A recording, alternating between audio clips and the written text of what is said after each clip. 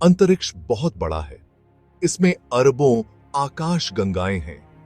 हर आकाश गंगा में अरबों तारे हैं और हर तारे के चारों ओर ग्रहों का एक समूह हो सकता है। इन तारों के चारों ओर घूमते ग्रहों की संख्या भी अनगिनत हो सकती है। क्या हम अकेले हैं या वहां कहीं और सभ्यताएं भी हैं? यह सवाल सदियों से मानवता को परेशान कर रहा है। 1964 में निकोलाई कार्दाशेव नाम के एक रूसी खगोल वैज्ञानिक ने यह सवाल पूछा। उन्होंने इस सवाल का उत्तर खोजने के लिए एक नया तरीका अपनाया। वो इन संभावित सभ्यताओं को वर्गीकृत करना चाहते थे। उन्होंने कार्दाशेव स्केल बनाया, जो सभ्यताओं की तकनीकी प्रगति को मापने का एक तरीका है।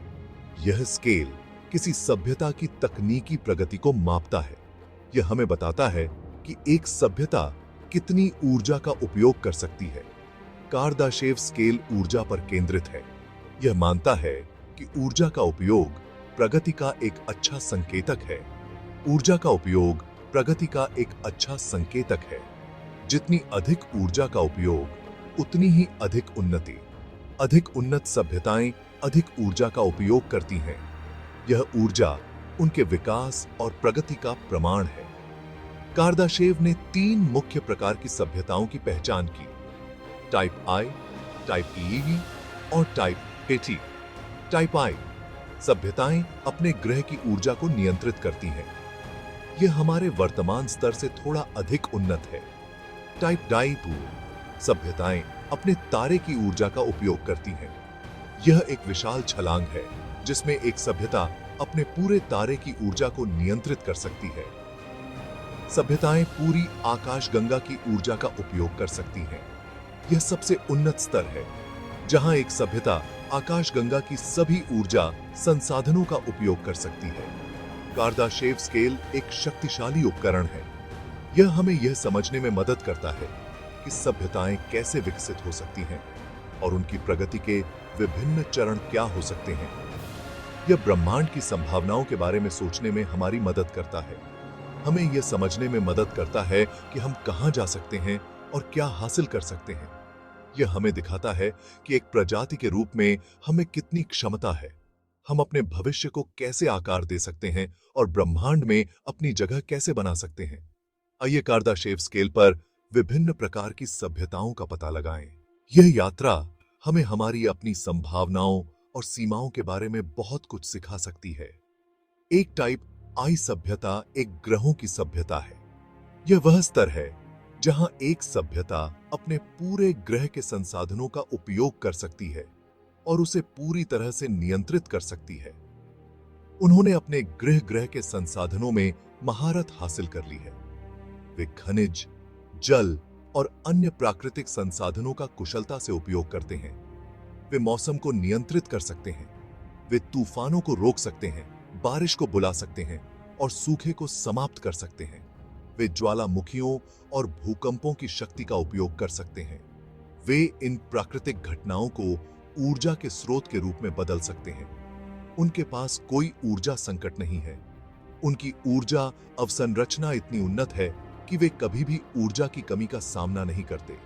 वे फ्यूजन पावर, सौर ऊर्जा और अन्य नवीकरणीय स्रोतों का उपयोग करते हैं।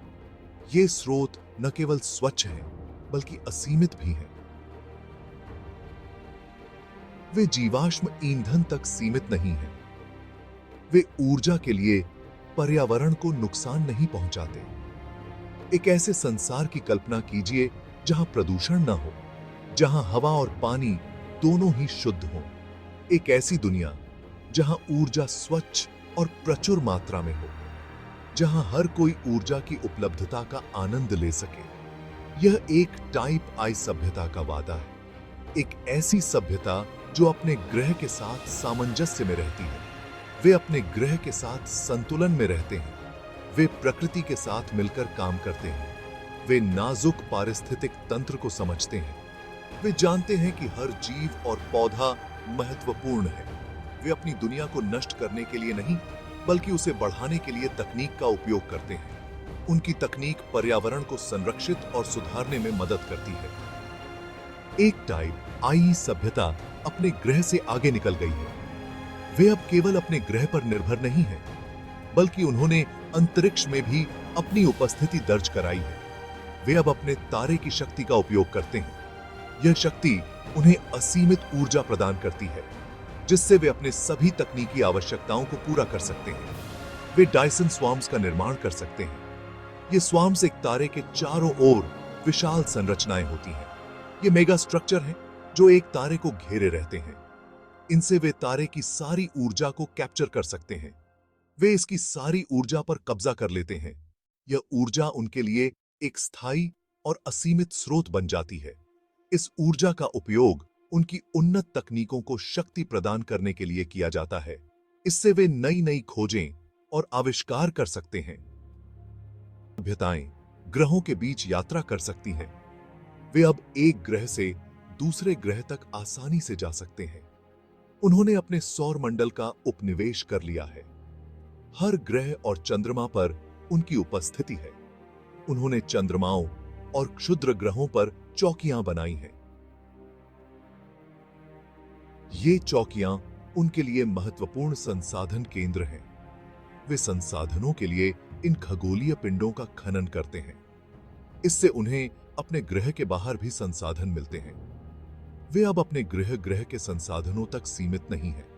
अंतरिक्ष में असीमित संसाधनों का उपयोग कर वे अपनी सभ्यता को और भी उन्नत बना रहे हैं। आई सभ्यता एक गैलेक्टिक सभ्यता है। वे मिल्की वे गैलेक्सी में फैल गए हैं। वे अरबों सितारों की ऊर्जा को नियंत्रित करते हैं। वे स्पेस टाइम में हेरफेर कर सकते हैं। यह उन्हें अविश्वसनीय गति से यात्रा करने की अनुमति देता है। वे कम समय में आकाश गंगा के किसी भी बिंदु तक पहुंच सकते हैं। सभ्यताएं अविश्वसनीय रूप से उन्नत हैं। वे हमें देवताओं के समान लग सकते हैं। वे उपपरमाण्विक स्तर पर पदार्थ में हेरफेर कर सकते हैं। उन्होंने आर्टिफिशियल इंटेलिजेंस बनाई है जो खुद हमसे भी आगे निकल जाती है। उन्होंने ब्रह्मांड के रहस्यों को उजागर किया है। भाग 5 ज्ञात ब्रह्मांड से परे। कार्दाशेव स्केल मूल रूप से टाइप 3 पर रुक गया था। हालांकि वैज्ञानिकों और विज्ञान कथा लेखकों ने इसका विस्तार किया है। वे और भी उन्नत सभ्यताओं की कल्पना करते हैं। टाइप 4 सभ्यताएं पूरे ब्रह्मांड की ऊर्जा को नियंत्रित करेंगी। वे हमारी समझ से परे होंगे। वे भौतिकी के नियमों में हेरफेर कर सकते थे। वे अपनी इच्छा से ब्रह्मांडों का निर्माण और विनाश कर सकते थे। टाइप 5 सभ्यताएं और भी अधिक मनमोहक हैं। वे कई ब्रह्मांडों को नियंत्रित करेंगे। वे स्पेस टाइम के बाहर मौजूद होंगे, जैसा कि हम जानते हैं। वे अस्तित्व के अंतिम स्वामी होंगे। भाग 6 कार्दाशेव स्केल और मानव सभ्यता। कार्दाशेव स्केल पर मनुष्य कहां फिट होते हैं? अभी हम एक टाइप 0 सभ्यता हैं। हम अभी भी जीवाश्म ईंधन पर निर्भर हैं। हमने अभी तक अपने ग्रह की सारी ऊर्जा का दोहन नहीं किया है।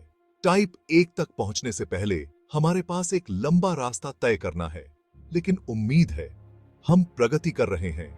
हम नवीकरणीय ऊर्जा स्रोत विकसित कर रहे हैं। हम अंतरिक्ष की खोज कर रहे हैं कि हम विज्ञान और प्रौद्योगिकी की सीमाओं को आगे बढ़ा रहे हैं। अगर हम अपनी चुनौतियों से पार पा लेते हैं तो हम में टाइप 1 सभ्यता बनने की क्षमता है। भाग 7 प्रगति की चुनौतियां। टाइप 1 और उससे आगे तक पहुंचना आसान नहीं होगा। हमें कई चुनौतियों का सामना करना पड़ता है। जलवायु परिवर्तन एक बड़ा खतरा है। हमें जीवाश्म ईंधन पर अपनी निर्भरता कम करनी चाहिए। संसाधनों की कमी एक और समस्या है। हमें संसाधनों का अधिक स्थायी रूप से उपयोग करना सीखना चाहिए। हमें सामाजिक और राजनीतिक चुनौतियों का भी सामना करना पड़ता है। हमें वैश्विक स्तर पर सहयोग करना सीखना चाहिए। हमें अपनी समस्याओं के समाधान के लिए मिलकर काम करना चाहिए। अगर हम इन चुनौतियों से पार पा लेते हैं तो हम सभी के लिए एक बेहतर भविष्य बना सकते हैं। भाग 8 अलौकिक बुद्धिमत्ता की खोज।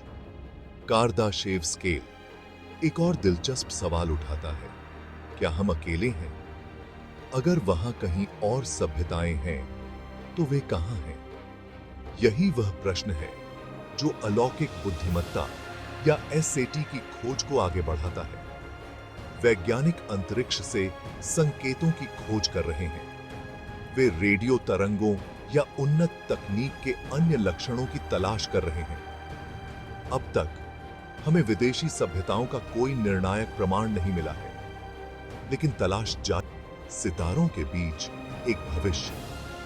कार्दाशेव स्केल ब्रह्मांड की विशाल संभावनाओं की याद दिलाता है। यह हमें दिखाता है कि हम एक सभ्यता के रूप में अपनी यात्रा की शुरुआत में ही हैं। हम में महान कार्य करने की क्षमता है।